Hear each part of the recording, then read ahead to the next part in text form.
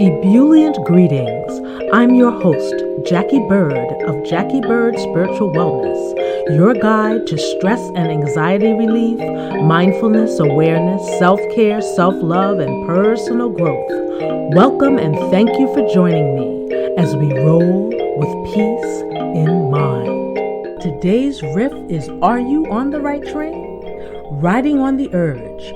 These episodes feature people who are doing their thing, they follow their heart and their passion, and they create how they want, what they want, when they want, and they are riding on the right train. Today's spotlight is Nicole Marquez. I am talking to the incredible Nicole Marquez, and I'm just going to read something to you from her website. Sometimes falling down is how we learn to rise up. Yes. Nicole Marquez knows a little something about falling down. In 2008, she fell 6 stories from the roof of her apartment building in New York City. She broke bones throughout her body, including an internal decapitation. But bit by bit, against all odds, and I mean against all odds, Nicole went from being in a coma to a prognosis of life in a wheelchair to walking and dancing and gaining ground every day. Because this girl refused to quit, she has become a role model for anyone facing a seemingly insurmountable trial. And to finish, because this shows how funny this girl is. Hey, someone has to be the fall guy or girl. Nicole took the fall, got back up, and her insights and indomitable spirit are just the inspiration you've been seeking. And now you're going to hear a little bit more about her story, but I'm going to back up for a minute. And Nicole, tell us where you're from. I am from the lovely state of Mississippi. Yes. Or I can say Mississippi. Mississippi. And you're from Jackson, right? I am, born and raised. Well, the thing is, she and I met in Cleveland, Mississippi. And I was choreographing a production of Anything Goes, and I was also part of the program to teach. And do you remember the name of the program? It was hold on, give me a sec. I think it was a Broadway camp. Like arts Broadway camp. Yes. And we worked with a lot of people, but there was this little bright spot there named Nicole Marquez. And you just, with all those people in your spirited but quiet and respectful way, I got to know you. I got to notice you. Man, I've told you this before, and I'll just say it again. When I met you, I was in awe because Aww. you were everything that I really aspired to be as far as a dancer goes. I was with someone at the time who he was a dancer, and that definitely kind of fueled my fire because he was very, very talented, and I kind of wanted to go down that route. But also when we were together, it was just so exciting to see someone who not only knows what she's doing, knows her body, but Aww. God, you had told me you had traveled and you had choreographed here, there, and everywhere, and I don't know, I was just so in awe, and once again, that's what my goal is. I want that kind of a life. Wow. Well, to back up even further, were you already dancing before that camp? I danced when I was a kid, and when I was from 2 to I think about 13, and I didn't take it seriously. And I stopped dancing when I was 13 because I was getting into middle school at boys clubs. My interests were not in the dance world. And it wasn't until I got to college that I stage managed my freshman year a dance concert. And oh, wow. I saw what was going on in the dance department because I was a theater major. And right. Yeah, there were these 2 dancers that they've been my friends like all these years later, that when I saw them come on stage, immediately my thought was, that's what I want to do. And that's when I decided to be a theater major and a dance minor, and just go for it. Wow. And what university were you at the time? I was at the University of Southern Mississippi. That's right. Because the thing with when you travel and you teach, because I did a lot of that, and I was, here, there, everywhere, and meeting a lot of people. But there are always a few people that stick out and that you remember and that you stay in touch with. So you were one of those people from that production. Yeah, likewise. I'm actually very flattered and so grateful that we've been able to have a friendship that has blossomed as the years have gone by. Yes. And sometimes that's hard to come by. Everybody's so busy and it is. Into their phones and, doing whatever. And to actually have a give and take, which goes beyond thanks and and BTW, friendship. The way I look at friendship is that there's two sides to a friendship. Yes. You both have to contribute. Yes. And, I think that has been very organic with you and I. Yes. And I'm also grateful for it, because I have found as time goes on, it's been a little bit harder to make friends. That's something that you always want. It's not just when you're a kid. You want friends. That's why I want to redo. Well, not a redo, but why is it that when you're a kid, it's like you can have 6 boyfriends and a gazillion friends, and then as you get older, it's like, no, I've got maybe one good friend and one boyfriend. Allergies. I know the numbers kind of dwindle, and and you're right. It is a two-way street. The other person has to be as invested as you are in the friendship to have it grow, because sometimes friendships kind of stagnate. They do. And they also, you have sometimes those friends that you don't hear from and you don't talk to, but when you reconnect with them, it's like no time has gone by. Exactly. And just to piggyback off of that, when I did have my accident, I did lose a lot of friends for different reasons. I'm not gonna lie. I'm calling myself out on this one. I'm sure I know that part of it was me, but also it was my other friends. And a buddy of mine told me this. When something really traumatic happens to a good friend of yours, a lot of the times they can't handle it, and they just don't want to believe that. They don't want to believe that something now is different about you. And the friendship kind of, how can I put this? It filters out. Yeah, it does. Yeah. And that was one of the things that I had to endure. But at the same time, rather than get mad about it, I had to, tell myself that this is human nature. Everybody's different. Yeah. And, another friend has said the same thing to me. She has an illness. And, she told me that she had lost a lot of friends along the way. And I do think that sometimes people can't handle the change, what they perceive to be as a change, but the spirit, the person is the same. They just had this horrific thing happen to them. But the outsider or the person that's observing doesn't know how, should I be different? Should I feel uncomfortable with pain? Because that's the thing. Basically, humans don't do pain well. We don't really know how to handle it. So, hey, there's booze and there's drugs and there's eating and there's all these things that people use to cover the pain. Right? And sometimes that's the easy way out. I'm not going to rag on people in that sense. I think that people do what they think they can.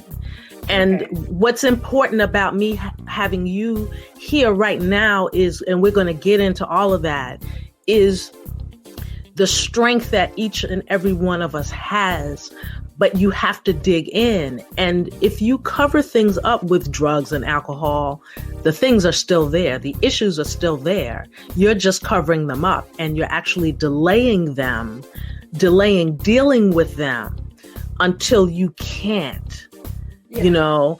Yes. But you're right. But I'm going to backtrack, because we're going to get to all of that stuff about that, you know, that part of your journey. But I just want to do pre-accident. So you're in college, and I remember we were, you know, talking back and forth. You were keeping me, you know, abreast of what was going on. Right. You gave me a lot of really good advice as far as like, because my goal after I graduated was, I actually got 2 different apprenticeships right after I graduated, which was amazing. But my goal ultimately was to move to New York, and I wanted to dance on Broadway. I didn't really want to be like a star, but I wanted to just have that in my roster, that I moved to New York, I did everything I could, and look at me now, here I am on stage. That was my goal. And we talked back and forth, and you gave me a lot of good advice about, you know, moving to New York, the audition process. And all of that was accurate. I mean, it was crazy when you go into a room and they're looking for dancers that are 5'1", dark hair, dark eyes. Yeah. Okay, so I'm like, oh, that's me. And then I walk into the room and there's 50 of me. Yes. But it's okay though, because the thing about it is, at the time when I was going through this audition process, it was always so nerve-wracking to me. But the day of my accident, I went to an audition. I didn't do good. It was, as funny as it may sound, it was for Puff Daddy. He was having auditions for dancers for Bryant Park. Oh, wow. Fashion show. So I was like, okay, why not? Then I found out he was looking for pole dancers. God! I'm not a pole dancer. So I looked at this situation, was like, okay, I've been stressing myself out. I'm not going to do good at this, but you know what? I'm not going to do good at this royally, and I'm going to do my very best, and I'm going to fail, but I'm going to fail with glory. And by God, I probably looked like an idiot. I think at one point I saw some of the people's jaw drops, because, you know, I made an ass of myself, but I had a great time doing it. You know, that's a big one. You made an ass of yourself, but you had a good time doing it. Yes. You know? It's like we judge ourselves so harshly. You know, you might not have looked half as bad as you think you did. But what's important is that you did your best and that you had a great time doing it. So, okay, you come to New York and you start auditioning. And were you doing print work also?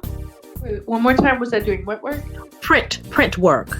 Oh, no, I wasn't doing print work. I had a boyfriend at the time who was a photographer that. That's why the pictures. Okay, yeah. Then that's why I was seeing photos of you and gorgeous photos. Oh yeah, look, it pays to be nice to people. They make you look good.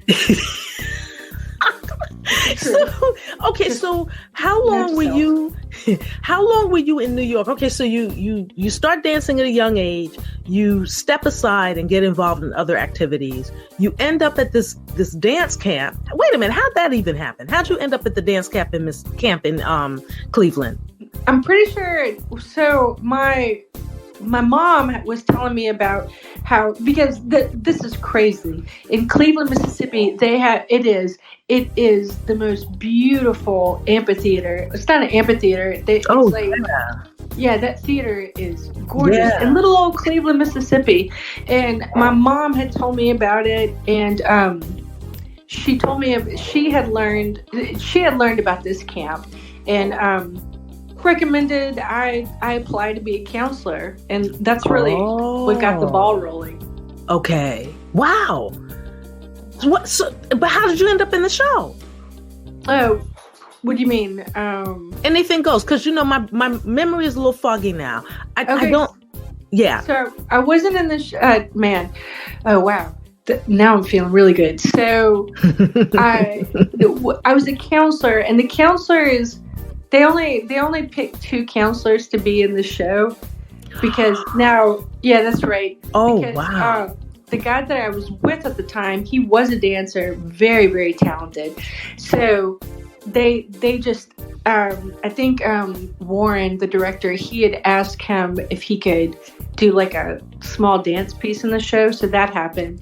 And then there was another counselor who they needed to just say a few lines. He did that. Mm-hmm. And my job was to make sure everybody got on stage on time. But it's okay that I was in that position because, I mean, little did I know at the time, but now looking back at it, I'm so glad I wasn't in the show because that just kind of added more fuel to my fire that, okay, like backstage work, that it's still awesome. Wait, stop. Hold it. You weren't in the show? No. I just wrangled the children.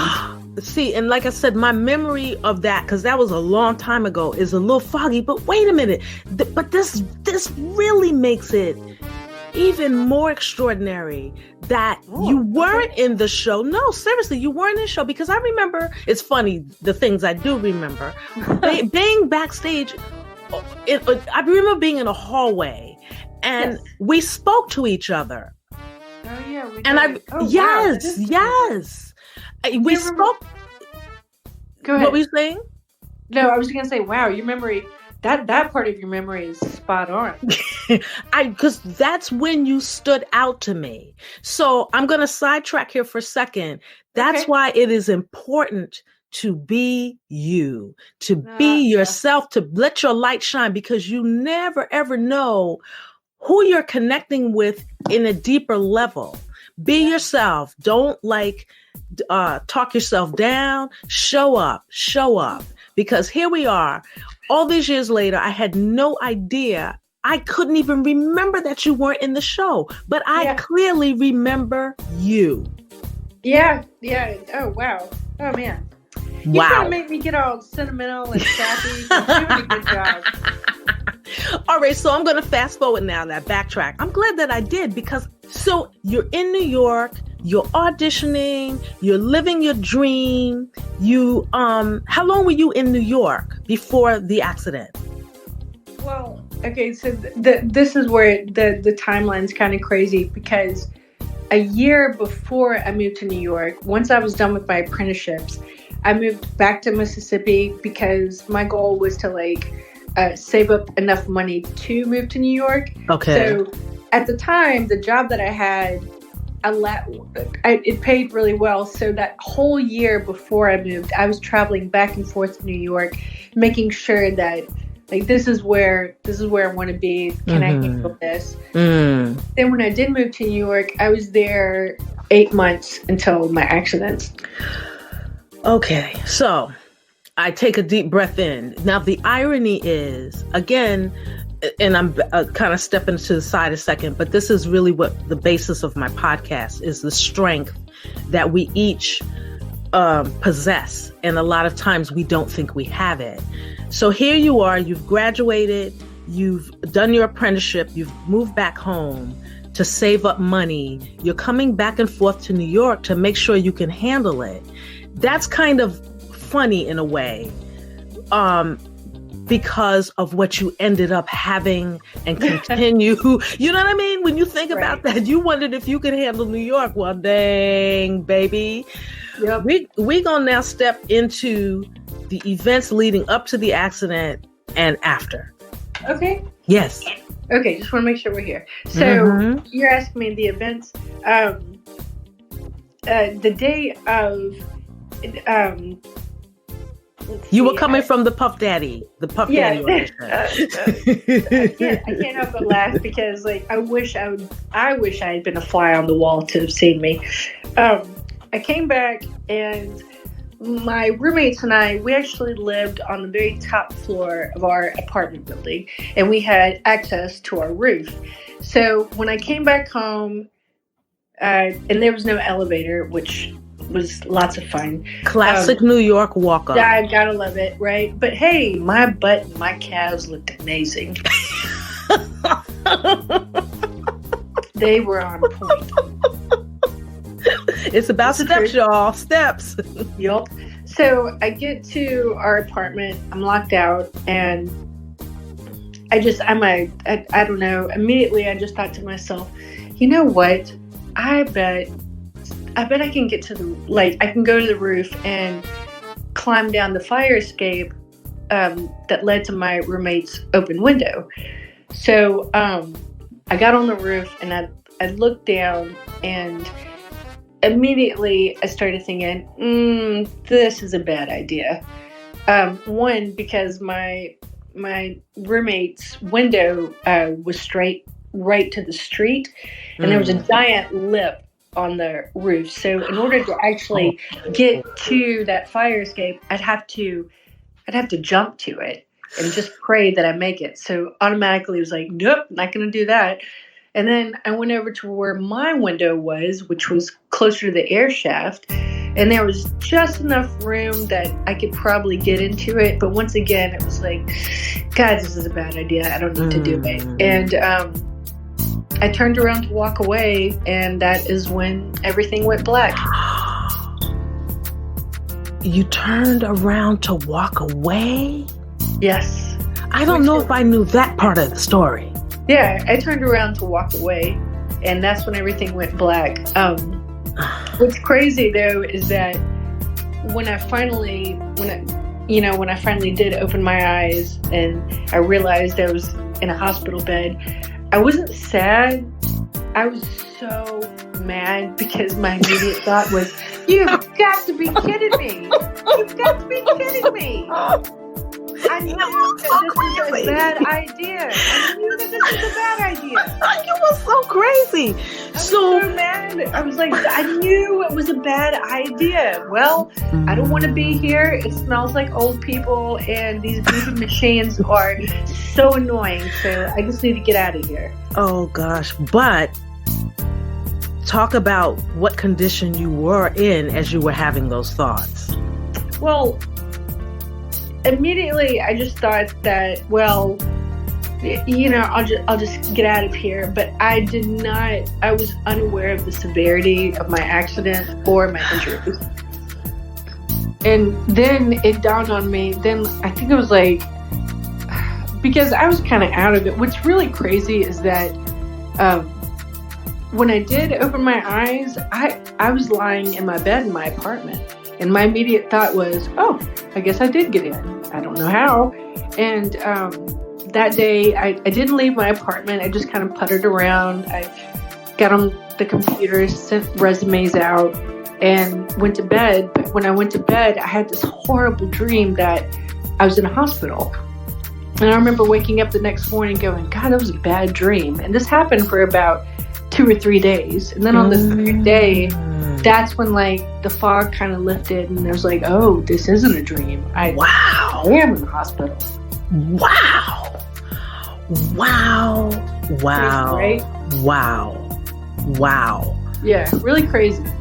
But when I finally did realize I was in the hospital, again, my immediate thought was, well, I just need to do whatever I can to get out of here. But what I was unaware of, and then I realized I could not move. I mean, from the neck down, I was paralyzed. Yes. I couldn't move a toe, a finger, nothing. I was literally just a body in a bed. Wow. It's crazy, right? It's kind of hearing some of this I'm hearing for the first time.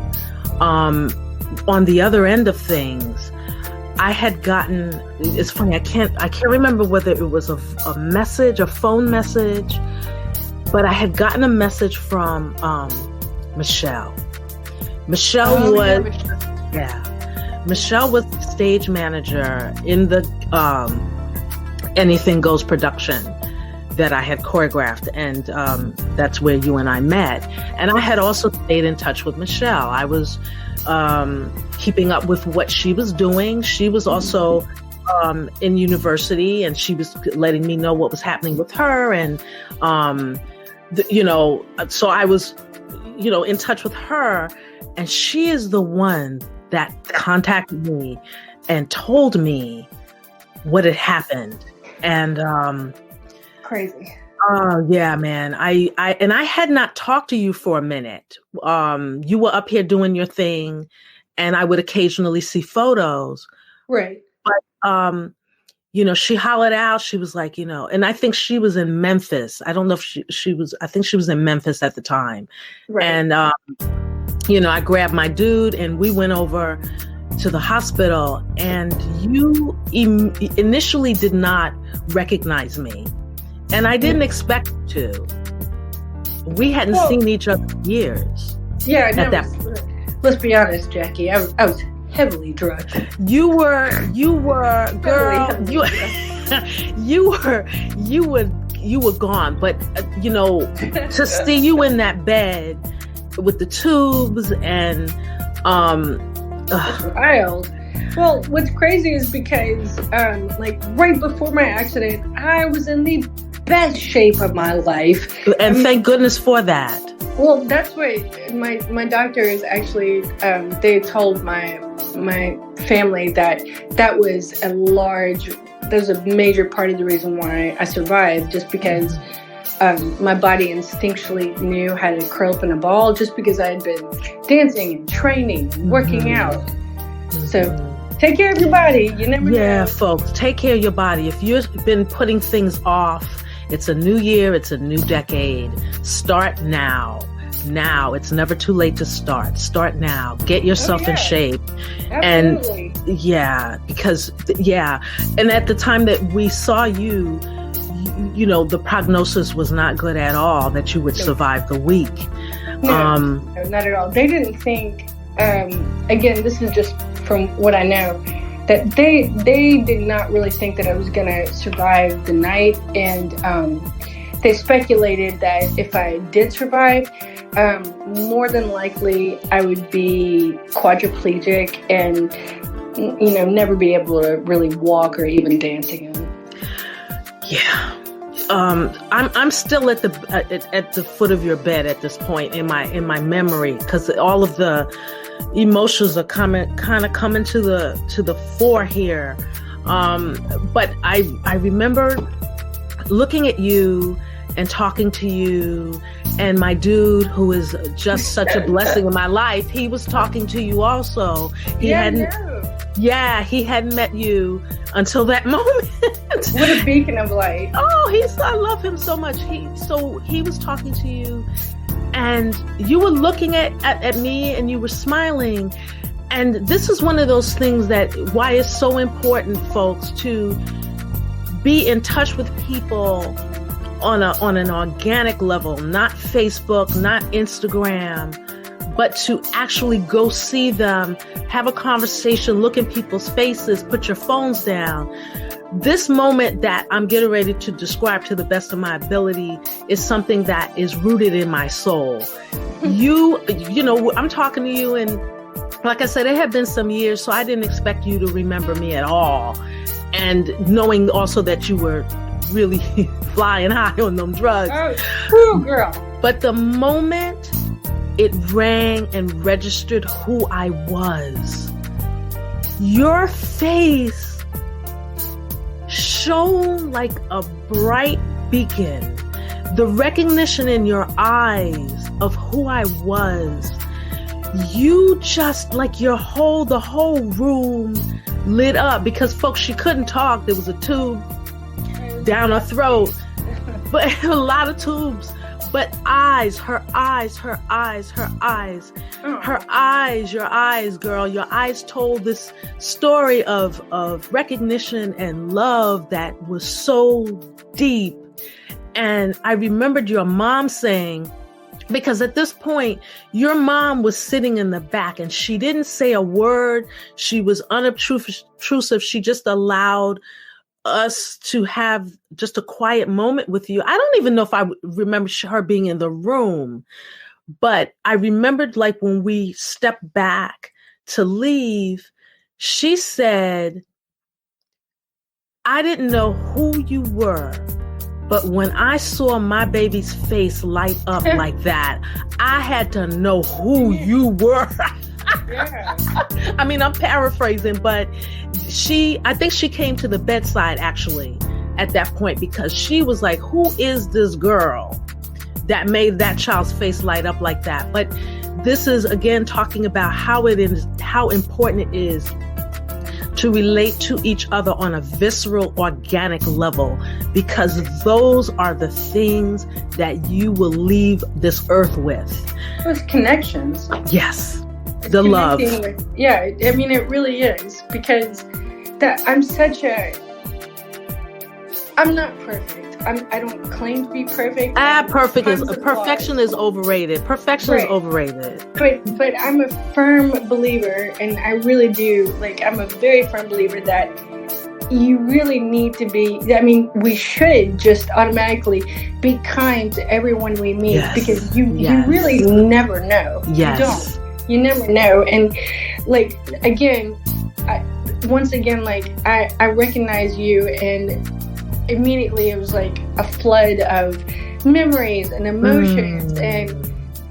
Because you're absolutely right, it's the truth, but again, it's because we made the connection and we made the effort to talk to one another. And I'm just piggybacking on that, saying my superintendent found me, and he was the one that called the ambulance. But here's the thing, I said hello to him every single day.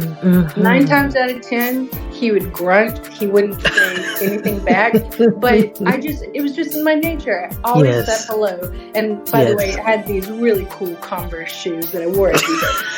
So when I fell, I know, I just have to throw that in there. But when Details. I fell into the air shaft of my building. This is bizarre. This is why I'm not really... It's really bizarre, but what he did was he came in on a Saturday, which he never does, and he went to go reach for a trash bag, and there's a little window that looks right into the air shaft. He saw my shoes, and he knew who I was, and he called the ambulance next door. Yeah, I know, it's crazy, but I really feel in my heart of hearts that had I not made the effort to really say hello to him every day, who knows? Yes. And who knows? But I feel like that's a large part of my story. So once again, it's so extremely important to really make the effort to be kind to others. Yes. And look, I don't want to be a jerk, but not everybody's perfect. There's still assholes in this world, whatever. But that doesn't mean that we have to be one. Exactly. And the more that you show up, be your authentic self. And if you don't know what that is, begin to dig deeply into what makes you tick as a being. Because we are spiritual beings having human experiences. So what Nicole is saying about being kind is so important. Say hello. Don't just ick people. See them. When you're walking down the street, don't be on your phone. Have your head up. Walk down the street. See the people that are coming toward you. Somebody walking down the street carrying bags. Move out of the way. It's about being mindful. So going back, you had been kind to this man who, regardless of him maybe not being as conscious in acknowledging you in those moments, he did see you. Yeah. And again, that's why this whole accident, my recovery, everything, I feel like all of this is connected and is way bigger than me. Way bigger. And it's crazy because in all my speeches and throughout the years, I stress so importantly about motivation and positivity. But the crazy thing is, and I didn't really discover it until this summer, that I've never truly pushed the curtain back to reveal my actual emotional journey and just the toll that it was taking on my body. Because even though I was happy and positive, and yes, I'm alive, I was pushing a lot of emotions down, in like a lot of emotions down. You know, the fact that I was angry that the fact that people were making decisions for me without my consent, you know, the fact that I had lost my autonomy, my independence, all of that kind of stuff, I kept on pushing down and down and down and down. And little did I know, but it was really affecting my muscles, joints, and all my tissues. Yes. Yeah, it's really crazy. I'm so proud of my recovery, and I'm so proud that. Well, yeah. Look, man, I know this sounds crazy, but I walk like a drunk. I'm not, but I walk like one. Which is, I live in Louisiana. I live in New Orleans, which is perfect because nobody bothers. That's right. Everybody's drunk. Yeah, but I'm walking, and I started, you know, back to my dancing career very slowly. Wait. I don't want to cut you off. I want to back up. I want to back up and come to this. Okay. So that people really have an appreciation for what you had to go through to get to where you are now. So, okay, you're in the bed. The doctors don't even think you're going to make it through the night, but you do. Yes. And then what happens? Just take us through a little bit. Well, like you said, I had tubes all down, like here, there, and everywhere. I had a neck brace on. There was a lot of things that needed to happen in order for me to move to the next stage of recovery. And one of those was just if I could move any part of my body, and let me take that back. If I could move any part of my body, like wiggle my toe, wiggle a pinky, wiggle something, do something. Because at this point you were paralyzed from the neck down. Oh yeah. So luckily I had a lot of amazing nurses that came in and really worked with me.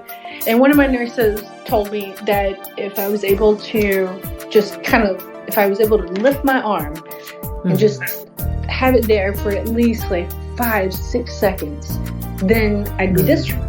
So in my brain, that's all I could focus on was like, just lift that arm. So I finally did. The doctor saw it. A month later, I get to be discharged and move to the next stage of rehab. Just so happens that there are 12 top rehabilitation centers in the country, and number 10 is in Mississippi. So, wow. Yeah, it's crazy. So I got to go back to Mississippi for my recovery.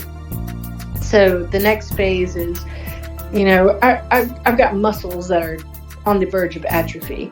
So I go to like a swing bed sort of hospital. It's the in-between where you're not really completely better, but you're not really completely, you know, just mush. It's the in-between.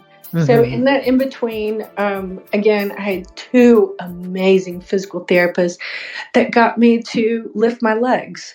And my neck brace had come off in New York. So now what they were doing was trying to see if I could sit up. And I did for a couple of seconds, but hey, that's huge.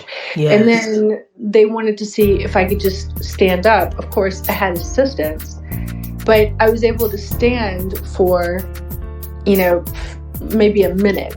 Again, that doesn't seem big, but when you have everything broken and you're told you probably may never walk again, that's huge. Yeah. So just to kind of sidestep for a second, what was broken?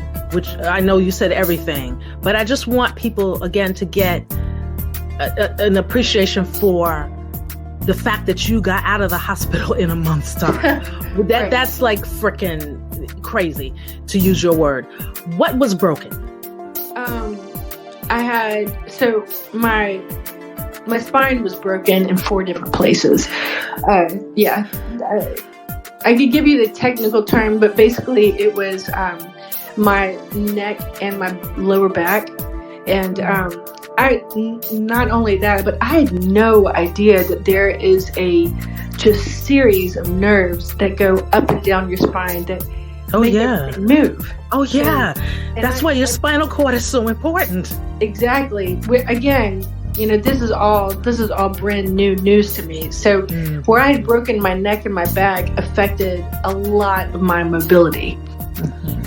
So we were fighting against, damaged nerves to see if I can get some kind of a movement. I had also broken all the ribs on the left side of my body. I had a collapsed lung, and my pelvis was fractured, and I had a pretty rough laceration on my shoulder blade. Yeah, it was crazy pants. That's why it's so hard for me to be sad when I talk about this, because in my brain it's like, isn't that wild? Like, God, it makes one hell of a good story. You ain't lying about that, girl. Yeah, I can't help it. I think it's crazy. Wow.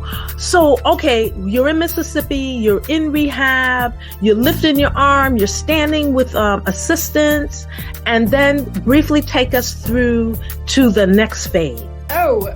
Well, that was huge. So when I got to the rehab hospital, they asked me what my goal was, and I told them I want to walk out of here. So we worked on that the whole time. We worked on my core. Just trying to, and the good thing is, because I was a dancer, I had a lot of knowledge already embedded in me that I knew I could apply to my rehab, and it worked somewhat. Wow. But for the most part, though, all my physical therapists, what they did was they got me to stand up. They got me to a point where I could lift my toothbrush, because I lifted my toothbrush once and it felt as if I was lifting 80 pounds. Wow. Like something so simple. So they were able to help me gain some kind of independence. Like I could brush my hair and I could brush my teeth, and I had some mobility in my fingers. And basically what they did was they helped me walk out of there. And I've got it on video too. I didn't do it by myself. Is that on your website, that video? No, but it should be. My ex-boyfriend helped me walk out the hospital. Okay, so folks, we still got a bit more of her story that I want to cover, but in the show notes will be the links to her website and any videos that she may have on YouTube. So you'll be able to connect with her and find out what she's doing. Okay, I had to say that. So, all right. So with us, I had to do the marketing there. So, all right. So again, I'm going to fast forward because I want to make sure I get to what's happening with you in present. I will back up a little bit from when you were able to walk out. How long were you in that rehab hospital? I think I want to say maybe 6 months. Okay. I think it was about 6 months. Okay, so we're talking about now 7 months after approximately 7 months after the accident. Yes. So, okay, you have, you went through, you did this whole campaign called "You Can't Stop This Dancer." Talk about that a little bit. Well, I didn't coin that. I had two gentlemen that they came up with that, and it's a good one. Yeah, no, it's stuck ever since, and I dig it. Really it fits. It really does. I dig it. But I wrote a book about 2 years ago called "Falling Isn't Failure," and it's basically because I was with someone at the time who was a photographer. And I can say this too, it's really hard when you have a loved one that's going through something, because all you want to do is help, and there's nothing you can really do. So he was a photographer, so his thought process was, well, the best I could, let me document this. So the whole book is a complete documentation through photographs of my accident, and we split up after I got out of rehab, and I met this amazing woman, Talamika Bryce, who we started up an amazing friendship, and she and her husband were photographers, and she asked me if she could just pick up where he left off. So they did. And the entire book is a documentation of before the accident, and then progression afterwards. And they can get that on your website. Yes, you can. Folks can get that. Say the title of your book. It's called Falling Isn't Failure. Okay, so folks, make sure you get to Nicole-Marquez.com. Go to her website, check it out, see what she's doing. Okay, so now I'm going to take you forward a little bit more. You've written this book, and what's kind of cool is that we also through Facebook were able to see your journey and what your challenges were, what you were focusing on in those moments in terms of getting your strength back. I happen to have seen you. When were you up here to Central Park? That was about 3 years ago. Oh, wow. Yeah, I think it was. Was it? I think it was 3 years. Yeah, 3 years ago. There was a documentary done on Nicole, and I was one of the people that gave some testimonial, gave a testimonial, and I was able to see you. Oh, and that was so wonderful to see you. It was. Oh my God. That was just so. All right. The book has come out, and then you ended up dancing again, performing again. Talk about that a little bit. Yes. Well, I was approached by one of the universities in Jackson. Well, it's not a university. It's like a private college, Belhaven College, from the dance director. And she asked me if I'd like to, they wanted to know if I'd like to do a piece with them. Now, at the time, like I could not do anything other than just move my arms and legs. So I was in a seat the whole time. But that was like the first little umph of, okay, maybe I can get back to this again. And then fast forward a few years later, I got a grant to work with one of my professors, old professors at USM, Shelley Nielsen. Wow. To, just see what this body can do, because ultimately I really, really, really wanted to incorporate dance in my speeches. Mm-hmm. And I didn't know if it was possible. So I worked with her for a month, and what we were able to do, just me personally, blew me away. It did blow her away as well, because I was movement started to come back that I didn't think could ever come back, because every profession has a certain language that they understand. Like people that are mechanics, they speak a language that, if you're not a mechanic, you don't get it. Right. Just the same with dancers, the same with lawyers, the same with everybody. So we were, she was speaking this dance language that I'm very familiar with. Right. So all this little movement came back because it was just a month. It was something that I couldn't do consistently. Mm-hmm. So again, there was a big fear component also embedded in me, because in my mind too, I just thought that if I get on stage, I'm going to look funny, because I'm never going to, and this is true, I'll never be at the level that I was when I fell, and that's okay, but I know that there's stuff inside of me. So then I reached out. I don't know why it took me so long, but after a few years from working with Shelley, I reached out to a friend of mine who is a healer. She's a Reiki, Pilates, yoga, dance guru, basically. And she works with a lot of veterans and other people. And she had told me to reach out to her because she had some thoughts on how I can get, more mobility. So I reached out to her, and I'm not going to give everything away, because if you want to hear it, you got to hire me to speak. Hello. And we're going to talk about that too real soon. But we had this phone call that I don't think I could forget it. It's embedded in my brain. But she asked me very specific questions that nobody had ever asked me before. Again, because this is a dance language that I understand. Yes. And all the things that she was asking me and telling me to do, all of a sudden it's like, what's going on? Like, because I was feeling things that had been dormant for so long.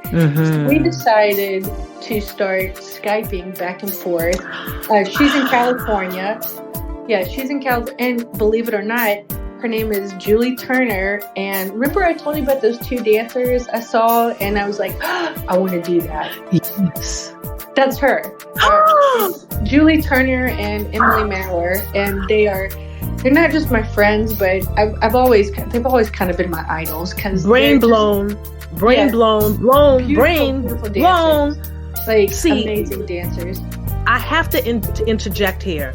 All right. We tend to think that life is a series of arbitrary things, unconnected. Everything is connected. We are all connected on the planet. We are all connected, even though we would like to think that we're not. Yeah. So here it is. The two people that inspired you to dance. This is in college, right? When you saw these two people? Okay, yeah. So here we go. In college, and you didn't think a whole big deal of it. These are two people that we fast forward years later, and these people are instrumental in getting you to where you are now. Yes. Emily and I were actually very, very close, and she had told me that, after Julie reached out to me, she also had told me I really need to work with her. But again, there was a huge fear component. So when I finally did make that phone call and we had this amazing experience, when we were finished, we both decided that, she's really, really good at what she does. She works with a lot of different clients. So she's a very busy lady. God, she's amazing at what she does. She really is. So she told me, look, if you can find time, I can find time, and let's try to Skype back and forth. So we've been doing that for, I think maybe four and a half years now. But yeah, via Skype. But all the exercises and information she's given me, I've applied to my body, and it's been like night and day. I got to perform. I performed for a friend's variety show here in New Orleans, and the feeling of being on stage was. I can't really. It's so hard to put into words because how can I put it? I remember when I was in a show once, and somebody was asking me, "I just don't get it. You rehearse for days and hours on end. You go through all these emotions. You get stressed out. It's like, why do you do it?" And my answer was like, for those glorious 5-8 seconds of applause, it's all worth it. It's called energy. Yeah, when energy, it's kind of like if you are doing what you love, there is a magnetism with that. And the people that are on the receiving end of what it is that you do, they are sending you energy that's magnetism. And so that's going back and forth between you. It's a give and take. It's why you have to show up and be your authentic self. Why you have to live as organically as you possibly can. Because the things that count, you can't describe them. It's a soul thing. It really is. I mean, but being on that stage was so, like, it was, I felt like, oh my God, this is it. I remember this feeling. I remember this feeling. And I talked to Julie about it, and the big thing is it's like the emotion along with like what was happening physically felt very, very wonderful, but also there was something else going on. And this summer, recently, I'm so excited.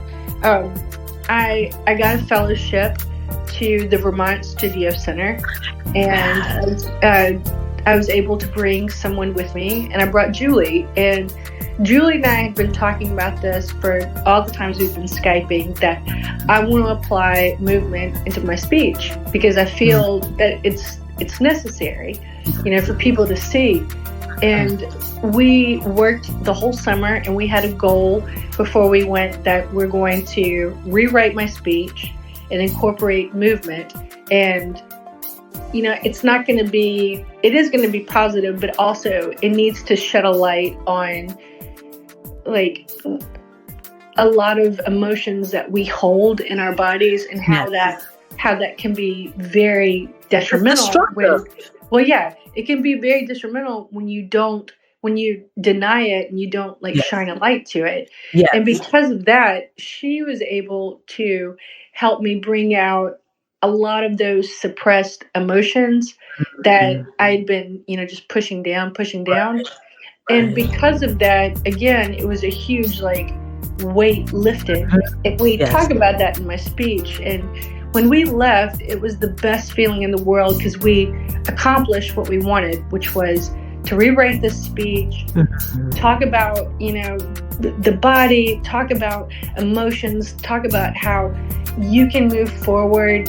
It's all up to you. We did it. Right. And now what I'm trying to do, the both of us, is she and I both are working together to not only promote this, but also hopefully after I give my speech, Julie has an entire workshop that she does. Okay. We've talked a lot about your physical and emotional journey. I want to talk about you as the motivational speaker. Yes. Wait, I have to cut you off for a second because I just got really excited. I remember talking to you and you telling me that that's what you wanted to do. Yeah. Be a motivational speaker. So I am so proud of you. Just being you. Thank you. And never allowing the challenges. They might have made you a little gloomy, like they would make anybody. Sure. But your spirit always shone and shines through whatever challenge you have been faced with. And I just want to go back to the work you're doing with Julie Turner. And if she gets to hear this, Julie, I could hug you because I love this woman so much. And I could hug you for what you have brought out in her and what you have allowed to shine, her to see reflected in herself. Because I saw that video, Nicole, of you walking, and then after working with her, you doing that same walk. This was when you were in Vermont. And it was, talk about jaw going, it was jaw-dropping. Yes. It was exquisite. Okay. So she didn't pay me to say this, but she is incredible at what she does. Her knowledge is amazing, and it showed because it was you walking the first time. First of all, you walking in the before video was way better than when I saw you last. First of all, so here you are walking, and then after working with her, it was a week. It wasn't that long. It wasn't even a weekly. It was the same day. She told me, I know, isn't that crazy? She just told me, she said, can you just walk like you normally walk? And I did. And then she said, come back. And I'm trying to remember the cue. She said, be aware of your surroundings and don't hold your breath. Whoa, wait, folks, that tidbit, that nugget that Julie Turner shared with Nicole is a life nugget. Say it again. Say it again, Nicole. Be aware of your surroundings. Be aware of your surroundings. Don't hold your breath. Don't hold your breath. The first episode of my podcast is called Breathe, a mind-body experience or something like that. I'm paraphrasing my own title. The importance of breathing, and I'm not talking about just that auto thing that we do because if you didn't do it, you wouldn't breathe. I'm talking about deep conscious breaths. But okay, jump forward because I want to make sure I get in this motivational speaking work that you're doing. Talk about that. Well, I'm not able to see. My life plan was to dance and be in the arts. Okay, something happened, and I'm derailed, but that's okay. So it was thinking, what can I do with what I have now as a career? And like this, I can't remember how this all happened, but motivational speaking sounded like a great platform because I still get to be on stage. That's right. I still get to perform, only I'm not playing a character, and I'm not reading lines. I'm being myself, which, by the way, it is very strange to just be vulnerable on stage. But this sounded good, and I'm not gonna lie, I'm not the best as far as like marketing myself goes because again, the business world is very strange. Stop. Yes. I'm gonna stop you on that thought. All right. But you put out that you would love assistance in marketing. Yes. Let's put it in the positive. Let's phrase it in the positive. Go ahead. Right. I would love assistance in marketing. All right. There you go. There you go. You think it and it's so. Sure. Oh no, I told myself, like when 2020 hit, I told myself, you know what, it's not like I'm working at it. It's going to be like, no, I am going to do good with my speaking career this year. Amen. I'm going to. Yeah. And it doesn't matter. I'm going to. And I believe it. But I decided to do motivational speaking. And the way I look at it is, the grand scheme of thing is, no, I'm not perfect. Yes, I have flaws, but I feel like I'm a good example to show people, especially now, that hope does exist. Yes. Now, but it's totally up to you. Everybody's got a different story. Wait, say it again. You got to say it again, please. Please repeat it. All right. So my biggest thing is that I just want to remind people that hope does exist. Yes. It does. Everybody's got a different story. Everybody's got problems. Everybody's got things going on. But, it's up to us whether we want to move forward or just stay stagnant. It's up to each and every one of us. Each and every one of us. Whatever your story is right now, if you're going through some stuff that you don't like and you're feeling depressed and low, you don't have to stay there. No. Yes, acknowledge that that's what you're feeling. Don't suppress it. Don't ignore it because it'll just bury itself down in your muscles. Acknowledge it. Bring the light, shine the light on it. And then take a step by step to where you want to go. But you have to have intentions. Yes. Clear, conscious intentions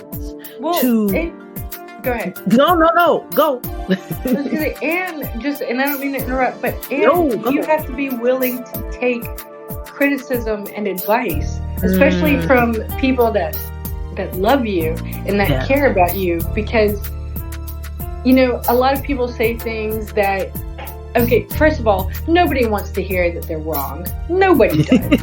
Nobody wants to admit it either. God, I hate it when I'm wrong. I don't like admitting it either. However, it's so, and again, I gotta thank Julie for this, but it's so important to admit, yes, something's going on with me. Yes, I need to admit this to myself. Yes, I'm in the wrong. Yes, I need to go do something. And whatever you need to do, whether you need to go talk to somebody or find someone or write it down in journals, you just have to release that and be honest with yourself. Don't deny it. And I can honestly say it's like I denied a lot of my frustrations for many, many years. And even though physically I was like, oh, I'm making strides, still something felt a little off. And it was a lot of those, feelings that I kept on pushing down and pushing down and pushing down. But then, I'm so grateful that I had somebody such as Julie turn the mirror around and be like, okay, I need you to be honest with not just me, but with yourself. Like when you're in the hospital, yes, you're positive and smiling, but what was really going on? And just having somebody be so blunt and just, it's just one question. It's called cut the BS. No, yeah, pretty much. Cut the BS. Yeah. But it was great to say, it's like, yeah, you're right.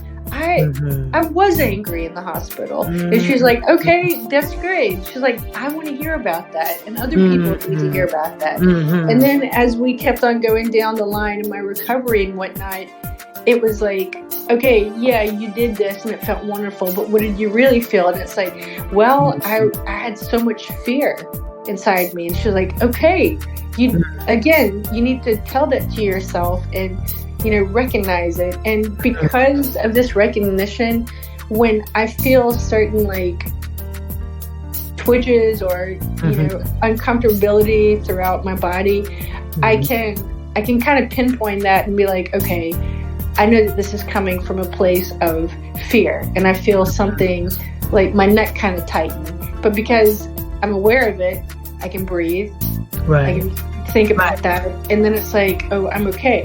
Right. Look, now this doesn't mean that everything is fine, and now the moment has passed. Like the work is still continuous. The work is always. We are works in progress. You've brought up perfection a lot. And I know that a lot of people wrangle with perfection, this thing of perfection. But if you can realize that evolution is ongoing, everyone is evolving. They may not look like it, but right? Some people are evolving faster than others, but there cannot be perfection in evolution because it is ongoing.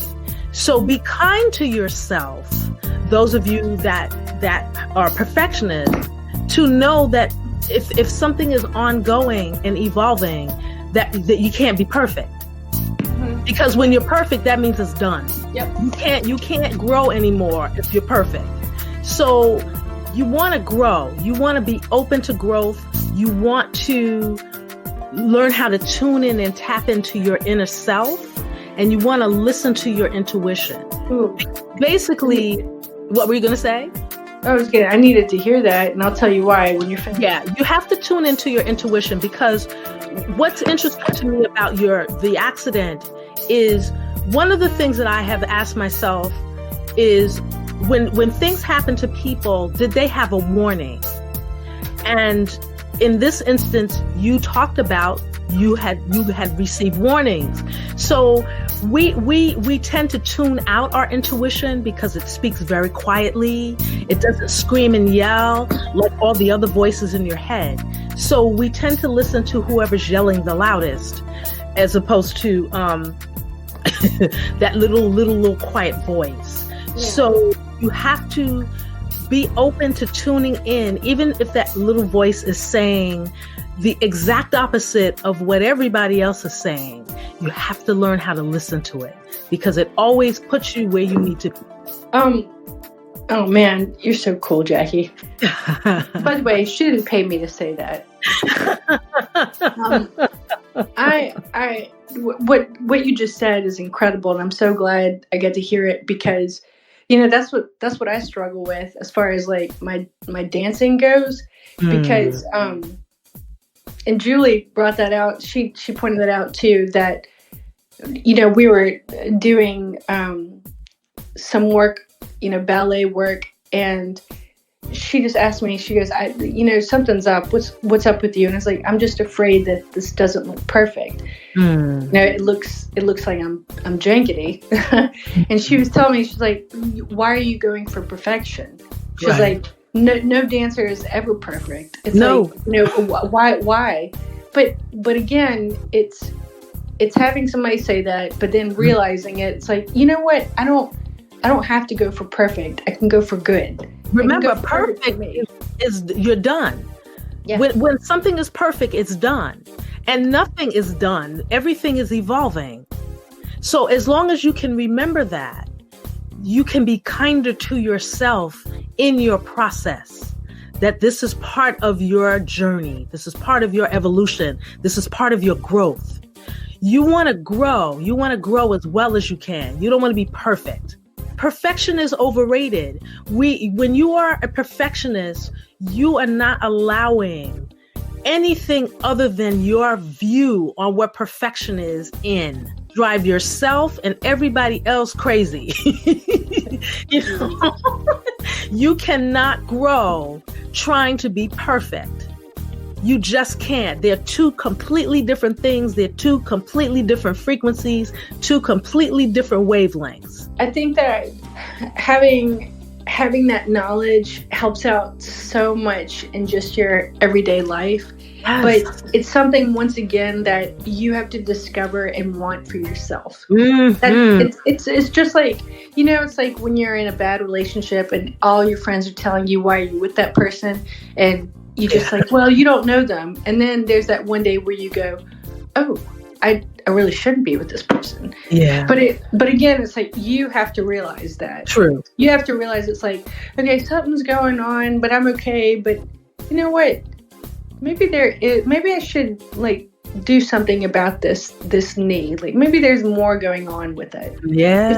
It's just that realization. It's saying to yourself, it's okay to not be okay. Yes. And yes, it's okay not to be okay. But I'm going to add to that. It's okay not to be okay, but don't stay there. Darn tootin'. I agree. And on that note, I'll tell you this. My name is Nicole Marquez. I hope you've enjoyed this amazing podcast with Jackie Bird. Yes, said it. If you'd like to know more, if you'd really, really like to know more, please, please, please go to my website, nicole-marquez.com. And the only reason why there's a dash there is because apparently there's another Nicole Marquez who I think she's in the adult industry. And that is not I. So, that is not I. I'm the speaker. But yes, go ahead. And it's Marquez with a Z. Yes, Marquez. I'm so extremely excited. This new approach that I've taken to my speech, and I'm really, really proud of it. I'm so grateful that I was able to come up with this with Julie Turner.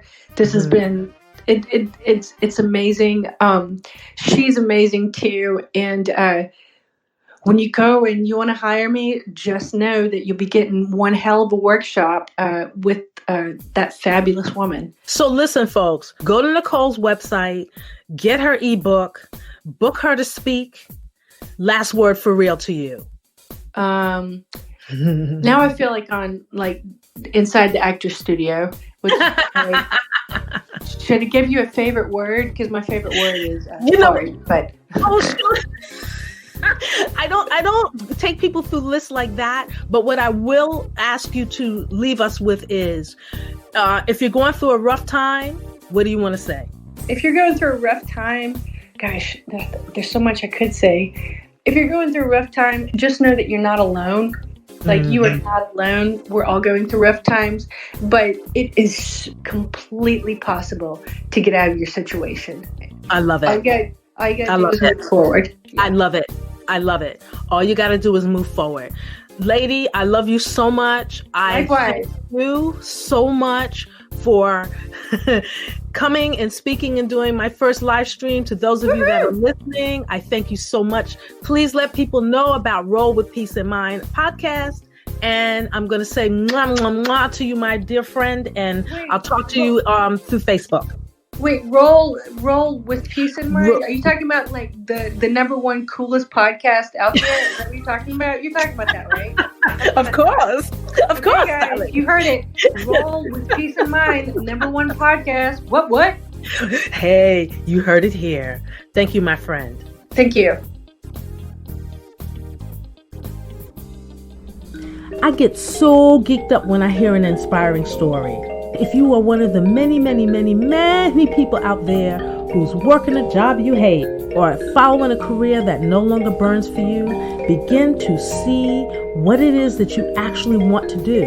Write it down wherever you want to write it down. Write it on paper, write it on your phone, your computer, your tablet. Whatever works, write it down. Begin to see yourself having it, achieving it, creating it. Willpower, trust, faith. Don't tell yourself you can't. Don't allow anyone else to tell you you can't. Thank you for listening. If you want to find out more information about my guest, just look at the show notes. All of the links are there. And remember to roll with peace in mind.